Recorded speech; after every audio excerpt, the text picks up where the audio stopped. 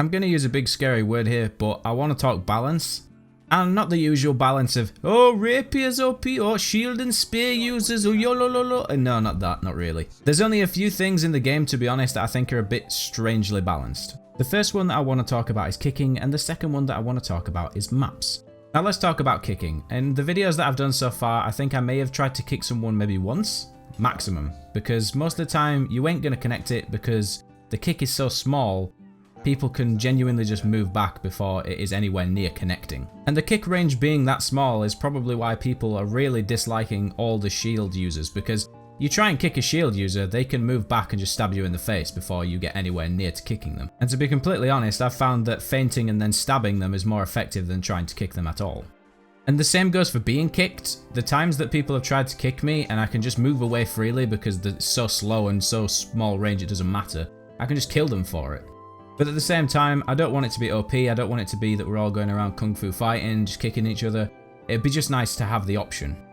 And I don't think it's completely unreasonable to, ask for a small buff. Even if it's a 2% range increase, it's 2%, we can try it out. Because let's be honest, if there's a smart person using a spear and a shield, they, unless they mess up massively, shouldn't be the one dying in a 1v1. And now moving on to the second topic, which was the maps that I found slightly weirdly balanced. And on Frontlines, it seems like quite a lot of the maps are just slightly hinted towards the red side, although in the extreme side of that, Taiga is probably the worst time to be a blue ever. If the blue side can capture the middle camp, then yeah, fair enough, you might have a chance, but as soon as you lose that camp, you're screwed, because you have to walk over the log bridge of doom, or you have to walk over the normal bridge and get shot by about 20 archers all looking over that bridge. Although Taiga is pretty much the extreme version of the imbalance of the maps. So I'm not too sure how they're going to be able to balance that, because to be honest, the blue side has so much further to travel just to capture that middle point once it's been captured by the reds.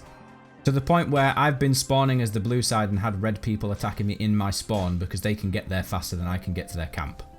Another thing to do with map/frontlines that I find a bit strange as well is the fact that if you capture the middle point, you don't even need to progress, you can literally just let the tickets bleed out. Which kind of makes going for the objectives kind of pointless, and I really hope that does change, because it shouldn't be a case that you can sit in the middle and just go, oh well, lose anyway, so I'll just wait here and let them come to me.